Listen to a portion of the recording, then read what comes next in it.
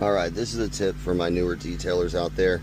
So we encounter this a lot. A lot of cars have seats like this now with these perforations in it, and I'm sure you've all seen stuff stuck in them.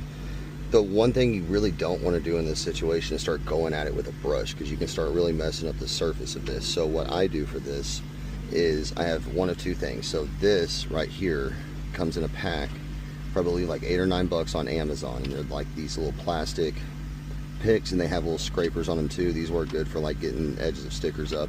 And then from Harbor Freight, I have these metal ones. Now I leave these on for a reason, because when you take these off, this thing's pretty dang sharp. So whenever I keep this in my bag, if I reach in, so I do try to save these things right there to protect that edge.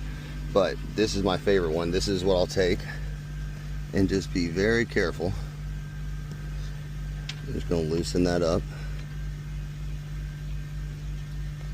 and free up all these perforations. And this right here does it in a much safer way, so that we can prevent damaging any of the leather.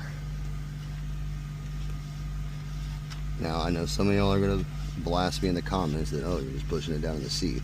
I mean, you don't have a whole lot of options here. If I start trying to pick up, then I'm gonna start messing with this leather right here. I'm gonna start making these holes bigger. We've already tried to vacuum this, so some of these things you can't really get that way. So we just kind of just lightly push it in there.